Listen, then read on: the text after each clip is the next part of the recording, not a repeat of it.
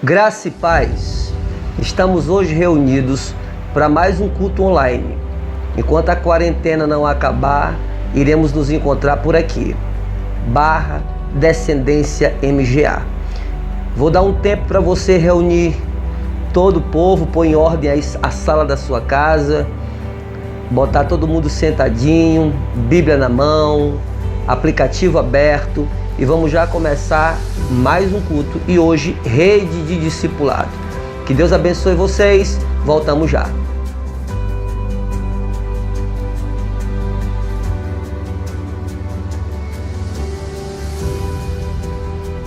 Voltamos, você que acabou de chegar, seja bem-vindo. Estamos dando início à rede de discipulado online. Enquanto a quarentena não passar, nós iremos nos encontrar por aqui, toda semana, 2 vezes por semana, dependendo da disponibilidade. Hoje nós estamos dando continuidade ao assunto do mês. Nós estamos no mês apostólico da ressurreição, e falar de ressurreição é falar de vida. Vida outra vez. Então abra comigo sua Bíblia, seu aplicativo, Romanos capítulo 8, verso 1 em diante. Leiamos. Agora, pois, já nenhuma condenação há para os que estão em Cristo Jesus. Porque a lei do Espírito da vida em Cristo Jesus te livrou da lei do pecado e da morte. Porquanto o que era impossível à lei, no que estava enferma pela carne, isso fez Yahvé, enviando o seu próprio Filho em semelhança de carne pecaminosa e no tocante ao pecado. E com efeito, condenou Yahvé na carne o pecado, a fim de que o preceito da lei se cumprisse em nós, que não andamos mais segundo a carne, mas segundo o Espírito. Porque os que se inclinam para a carne cogitam para as coisas humanas, as coisas da carne, mas que os que se inclinam para o Espírito cogitam das coisas do Espírito, do céu. Porque o pendor da carne dá para a morte, mas o do Espírito para a vida, trazendo paz. Por isso, o pendor da carne é inimizade contra Deus, pois não está sujeito à lei de Deus, nem pode estar. Portanto, os que estão na carne não podem agradar Yahvé. Vós, porém, não estáis na carne, mas no Espírito, se de fato o Espírito de Deus habita em vós. E se alguém não tem o Espírito de Cristo, esse tal não é dele. Se, porém, Cristo está em vós, o corpo, na verdade, está morto para o pecado, mas o Espírito é vida por causa da justiça. Se habita em vós o Espírito daquele que ressuscitou a Jesus dentre os mortos, esse mesmo que ressuscitou a Cristo Jesus dentre os mortos, vivificará também o vosso corpo mortal por meio do Espírito, do seu Espírito que habita em vós. Dentro desse mês apostólico da ressurreição, o que nos mantém firmes e convictos é em saber que Deus tem um plano, elaborado para a nossa vida. E esse plano é perfeito, esse plano é imutável, esse plano é inegociável. Deus não cogita nenhuma possibilidade de mudança do plano que Ele já estabeleceu na eternidade. Nós somos apostólicos, cremos na palavra apostólica, somos frutos da igreja apostólica e somos, como diz no capítulo, a partir do versículo 12, somos filhos de Yahvé e herdeiros de Cristo, porque na morte de Jesus e na ressurreição de Jesus, nós passamos a ter direito a toda a herança conquistada no Calvário. E uma das coisas características dessa herança é a ressurreição. O próprio Jesus disse: eu sou a ressurreição e a vida. Uma das coisas bonitas, e a chave disso está no 11, quando ele diz: e se o Espírito daquele que dos mortos ressuscitou a Jesus habita em vós, aquele que dos mortos ressuscitou a Cristo Jesus, há de vivificar também os vossos corpos mortais, pelo mesmo Espírito que habita em vós. Quer dizer, o Espírito que ressuscitou Jesus é o Espírito de Deus, é o Espírito de Yahvé. Ele levantou Jesus, o Messias, de entre os mortos. havia ali um espírito de ressurreição. E esse mesmo espírito de ressurreição está dentro de nós, que é o Espírito de Deus. E ele vai nos ressuscitar, ele vai nos levar, ele vai nos pôr de pé outra vez, ainda que estejamos mortos, ainda que estejamos debaixo de um decreto de morte. A vida, a esperança e a ressurreição, porque nós somos filhos de Deus e herdeiros com Cristo, co-herdeiros com Messias, porque dentro de nós habita o Espírito vivo e vivificante do próprio Deus. No versículo 16 e no versículo 17 do mesmo capítulo, ele diz o seguinte: o mesmo Espírito testifica com o nosso espírito de que somos filhos de Deus, filhos de Yahvé. E se filhos, com certeza, também herdeiros, herdeiros de Deus e co-herdeiros de Cristo. Se é certo que com Ele estamos vivendo, padecendo, sofrendo, passando por tribulações, passando por vales, passando por dificuldades, enfrentando crises, é com certeza um sinal de que Ele está conosco, e assim como com Ele padecemos, para que também um dia com Ele sejamos glorificados. Se há nesse momento uma situação difícil a que passamos, a que sofremos, pela qual estamos a ser refinados, haverá com certeza um dia especial onde a ressurreição que se estabeleceu sobre o próprio Messias se estabelecerá sobre a nossa vida. Amém? Dê uma salva de palmas ao Senhor aí aonde você está. Aleluia! Porque esse é o decreto, essa é a palavra. Somos filhos de Deus e co-herdeiros, herdeiros. Herdaremos aquilo que foi conquistado na morte, porque o testamento só tem valor quando o dono do testamento morre. Jesus na cruz morreu e nos deu o direito ao testamento. Há um novo testamento, há uma herança sendo estabelecida, e hoje nós somos co-herdeiros com Ele, de tudo aquilo que na cruz Ele conquistou. O evangelista, apóstolo e profeta João, no capítulo 11, no versículo 25 do seu evangelho, ele registrou uma declaração de Jesus, quando Jesus disse: eu sou a ressurreição e a vida. Quem crê em mim, ainda que morra, ainda que passe pela situação do sepulcro, da sepultura, viverá. Há vida em Jesus.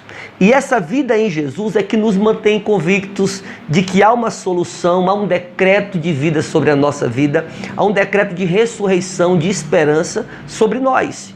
Hoje nós vivemos num mundo conturbado, onde a fé virou motivo de piada, virou motivo de críticas ofensivas. Ser crente hoje é complicado. É complicado por quê? Porque nós estamos vivendo aquilo que as Escrituras já prediziam, que nos últimos tempos o amor de muitos esfriaria e que a igreja passaria por tudo isso como uma prova do refinamento, do refinar de Deus no fogo do seu povo. Então hoje ser crente não é mais uma questão de status. Há anos atrás, há décadas atrás, ser crente era moda, né? Como no passado ser crente era vergonhoso. Hoje ser crente é motivo de ameaça, é motivo de perseguição. E essa situação é tendenciosa, porque ela não vai melhorar. É progressiva e vai piorar a cada dia.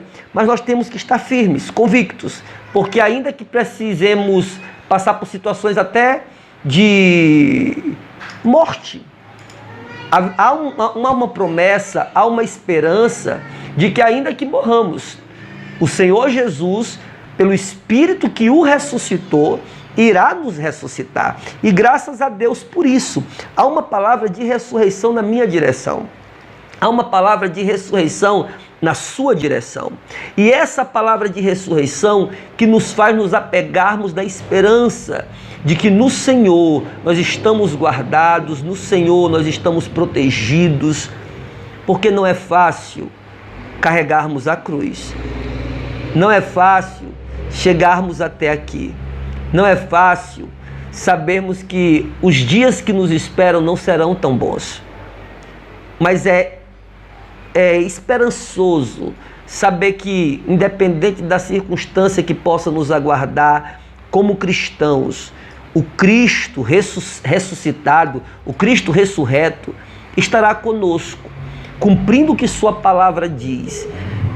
Ele prometeu que ele estaria conosco todos os dias, em todo tempo, independente da situação, e que ele é a ressurreição. A ressurreição sobre a nossa vida, a esperança sobre a nossa vida. A situação que estamos a passar, ela não irá definir o nosso futuro. Aquilo que nós estamos a viver não irá definir aquilo que o Senhor preparou para que vivamos no futuro. A esperança, porque haverá ressurreição. A ressurreição para as nossas famílias que já estão mortas, sem esperança de futuro algum. A ressurreição para os nossos negócios, para aquilo que já parece ter recebido um decreto de falência, um decreto de miséria, onde não há solução. A ressurreição para a nossa saúde. Nenhum diagnóstico poderá definir o teu futuro, porque ainda que você receba um diagnóstico de mortandade, haverá um diagnóstico do céu que vivificará a tua esperança e trará ressurreição sobre a tua história. Você pode estar vivendo uma experiência de morte espiritual, mas se você é um homem de Deus e uma mulher de Deus que crê na sua eleição, haverá ressurreição para você, porque você não é daqueles que se perdem, mas é daqueles que são achados e vão perseverar até o fim. Se há um decreto de morte sobre a tua esperança em relação a qualquer área da tua vida, hoje eu libero sobre você um decreto de ressurreição. Há ressurreição da parte de Jesus para você, há ressurreição da parte de Cristo para a tua casa, para os teus negócios, para a tua família. E esse mês o Senhor te chama a entrar no melhor mês dos últimos meses, onde o Senhor irá te mostrar a direção, irá te apontar o alvo a ser alcançado. A direção da tua morte é a direção do teu milagre. A direção que apontaram a tua falência, o teu fracasso e a tua derrota é aonde a porta do sepulcro, a pedra irá rolar e você vai ver o raiar do sol, o raiar da esperança e haverá ressurreição para você. Dê um forte aplauso ao Senhor. Há ressurreição e vida da direção de Jesus para todos nós. Graças a Deus por isso. Oséias, sabiamente, ele registrou uma das palavras do próprio Deus Yahvé para ele, por ele, para o povo. E Oséias capítulo 13, versículo 14, ele registrou isso. E Yahvé diz através de Oséias: Eu, Yahvé, os redimirei do poder do inferno. Em algumas Bíblias tem sepultura. Essa sepultura vem de Hades, vem de inferno. Não é o buraco onde a pessoa está sepultado, não, viu? É a condição que a pessoa se encontra sepultado. Não é o lugar, não é a condição física, é a condição espiritual da situação. Então essa sepultura vem de Hades, vem de inferno. Então releia comigo: Eu, Yahvé, os redimirei do poder do inferno. Redimir significa resgatar. Jesus na cruz, ele nos redimiu. Jesus na cruz, ele nos resgatou. Jesus na cruz, ele nos salvou. E Yahvé está dizendo o seguinte, que assim como Cristo lá no futuro, tantos mil anos depois, ele iria nos redimir da condenação eterna, e Yahvé estava fazendo a mesma coisa. Ele estava redimindo, era uma promessa de redenção, de resgate, aonde ele tiraria de uma condição de mortandade e colocaria sobre uma condição de ressurreição. E ele diz: E eu os redimirei, eu e Yahvé, do poder do inferno, do poder da sepultura, do poder do Hades, ponto e vírgula, eu os resgatarei do poder da morte. E é desse espírito de morte que o espírito de Yahvé, o espírito de Deus, que ressuscitou Jesus dentre os mortos, se levanta contra. O espírito de Deus, o espírito que ressuscita, o espírito da ressurreição, ele se levanta contra o espírito de morte. Por isso que tem um ponto e vírgula e Yahvé afirma: e eu, Yahvé, os resgatarei desse espírito de morte. Aí ele faz uma pergunta que lá na frente, tantos mil anos depois, em 1 Coríntios capítulo 15, no versículo 55, o apóstolo Paulo usa como base para um discurso apostólico dele. E Oséias disse: onde estão, ó morte, as suas maldições? Onde está, ó inferno, ó Hades, a sua condenação? Sabe por quê? Porque nós acabamos de ler em Romanos que não há condenação. Aqueles que estão em Cristo, nenhuma condenação há mais sobre suas cabeças. Sobre nós há um espírito de vida, um decreto de vida. E esse decreto de vida, ele condena o decreto de morte.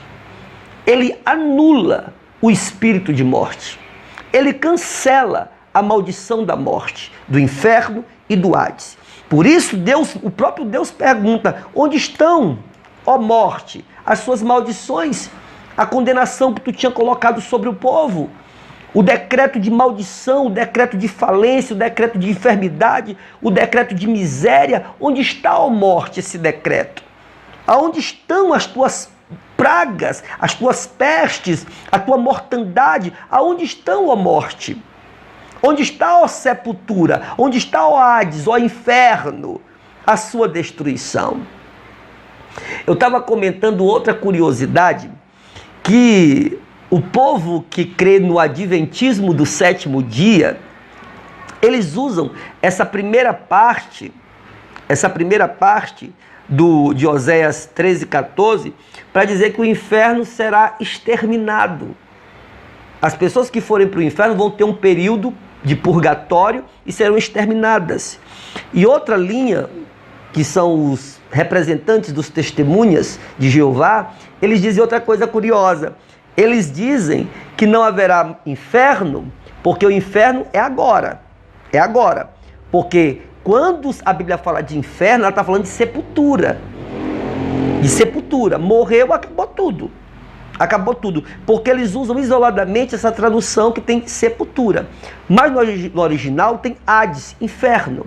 Então, não há condenação na sepultura, no sepulcro. Não há condenação ali. O sepulcro é um espaço intermediário onde você está ali o corpo mortal. Mas há uma maldição muito pior, que é o inferno incutido na morte, na condenação espiritual da morte. E sobre as nossas vidas, como homens de Deus, mulheres de Deus, povo apostólico, nós não aceitamos nenhuma acusação do inferno, do Hades, nenhuma maldição do inferno, do Hades, porque o inferno, o Hades, esse lugar foi feito para o diabo e seus anjos. E nós não somos anjos do diabo, nós somos aquilo que o apóstolo Paulo disse em Romanos: filhos de Deus, aleluia, co-herdeiros de Cristo. Existe esse decreto sobre nós, mas isso não é apenas um decreto, isso é uma afirmação, é uma realidade espiritual. E nessa realidade espiritual, nós estamos debaixo daquele decreto, que é o decreto, repito, decreto, para esse mês apostólico, que é 1 aos Coríntios 15, do 50 ao 58, que é o decreto desse mês. Nós recebemos uma palavra de vida, onde o nosso corpo tem uma promessa de se tornar incorruptível no futuro. Incorruptível por quê? Porque não poderá ser ferido, não poderá ser atacado, não poderá ser maculado, não poderá ser rasurado, porque ele estará protegido para a eternidade. Existe vida de Deus dentro de nós, porque o mesmo Espírito que levantou Jesus Cristo, o Messias encarnado, Deus encarnado no Messias, que ressuscitou ele dentre os mortos, esse mesmo Espírito está dentro de nós. E ele vai nos erguer. porque é o Espírito que vem da parte do próprio Deus. É o Deus Espírito que vem do Deus Pai, que ressuscitou o Deus Filho e que vai ressuscitar todos os filhos de Deus e co-herdeiros de Cristo. E é em todas as áreas de nossas vidas. Nós não podemos acreditar que Deus fez um plano para nós e esse plano só é relacionado ao céu. Não. Que isso aconteça na terra como é no céu. Essa é a vontade do Senhor. Como é que eu vou reinar no céu se eu não aprendi nem reinar na terra? Como é que eu vou me comportar como homem do céu se aqui na terra eu não vivo como se vivesse a promessa do céu? O nosso reino começa na terra, é o reino dos céus e aqui é o reino de Deus. Através da igreja apostólica, através dos homens apostólicos, através das mulheres apostólicas, nós somos prósperos, nós somos abençoados, nós somos a bênção materializada, nós somos a promessa de cura, de libertação, de salvação para os homens. Nós somos o sal e a luz, nós somos o sal da terra e a Bíblia diz que esse sal tem que ter tempero, tem que ser tempero e tem que ter sabor, porque se ele perder isso, ele só vai servir para ser pisoteado. Então nós somos o sal que dá qualidade para a terra, nós somos a luz que ilumina as trevas que estão à nossa volta, porque nós somos a figura do Cristo ressuscitado. Nós somos pequenos Cristos andando pela terra levando luz, salvação, prosperidade, cura, libertação. Todo mundo diz que é cristão, mas ninguém se pergunta o que significa ser cristão.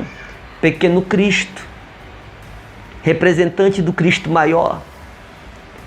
Todos nós somos enviados por Deus para levar esse ide poderoso apostólico. Quando a ordem é ir de fazer discípulos de todos os lugares, batizando-os em nome do Pai, do Filho e do Espírito Santo, está dizendo o seguinte: a grande comissão é: faça o apostolado acontecer. E esse apostolado ele traz boas novas, palavra de ressurreição, palavra de vida. Põe a mão sobre a sua cabeça e declare comigo: sobre a minha vida, a palavra de vida do altar, a palavra apostólica sendo revelada, a palavra apostólica sendo liberada sobre a minha vida. Prosperidade, saúde, equilíbrio emocional, equilíbrio na família, família estruturada, família feliz, vida financeira estável, toda crise sendo vencida, superada, prosperidade se estabelecendo, segurança, paz. É isso que vem da parte do Senhor para nós, porque há ressurreição. E essa ressurreição ela não vem do nada, ela não é gerada no vácuo, ela vem do próprio Deus vivo, Deus Filho, Jesus Cristo. E ele diz: eu sou. Ele não disse que estava nele a ressurreição. Ele não disse que estava nele a vida. Ele disse: eu sou a ressurreição. Eu sou a vida. Eu quero te afirmar uma coisa. Aquilo que você vive hoje não se compara com aquilo que Deus tem para você. Aquilo que você está passando hoje não se compara com os livramentos, com as bênçãos, com as promessas que o Senhor preparou na eternidade para você. Ele preparou caminhos, Ele preparou lugares, Ele preparou portas abertas para que nós andássemos nelas, para que nós entrássemos por elas. E esses lugares altos que o Senhor preparou para nós, o projeto do diabo é que nós não cheguemos até eles, não os adentremos, não os conquistemos. Mas a palavra me afirma outra coisa. A palavra me afirma que independente da situação que eu estou a passar, que eu estou a viver, ela não é uma condição para sempre.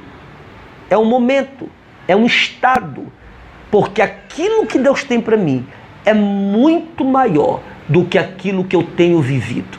Aquilo que Deus preparou para mim é muito maior do que qualquer condenação do inferno, do diabo, do inimigo, suas maldições. Onde está, ó morte, a sua força, as suas maldições, as suas misérias, as suas pestes? Onde está, ó inferno, aquilo que lançaste sobre o povo? Aonde está o inferno? O teu aguilhão, a tua condenação. Você é o resultado de um decreto apostólico. Tome posse disso. Se expresse em nome de Jesus. Em seu tempo, Jesus o Messias, andando sobre a terra, era uma celebridade. Todo mundo ouvia falar de Jesus em todo canto. O profeta, o rabino, que cura doentes, que faz cego ver, aleijado andar, coxo criar perna, leproso ser restaurado. Era uma celebridade, Jesus. E um dia Jesus foi a Jericó. Entrando em Jericó, um cara muito importante de Jericó, chamado Zaqueu, ele era o maioral dos publicanos, era um cara, era rico. Ele sabia da fama de Jesus.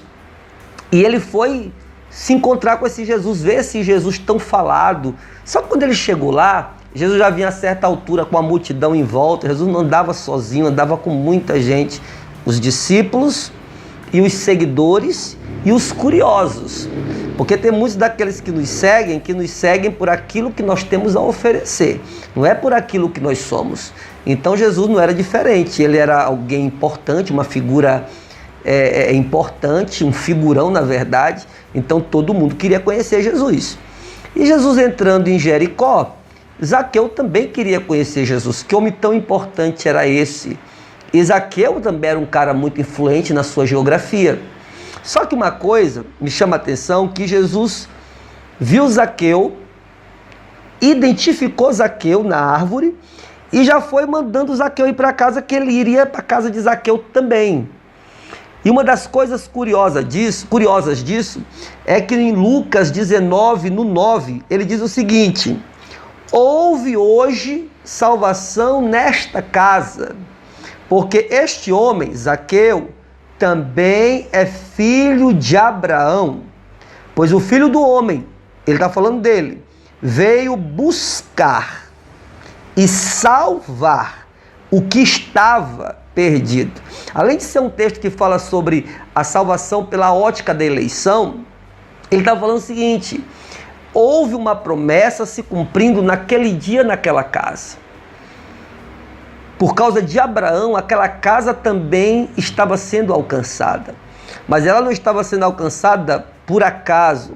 Jesus estava ali para resgatar o que havia, o que estava perdido. Não era o que era perdido, é o que estava. Você observa que era uma situação, não era uma condição.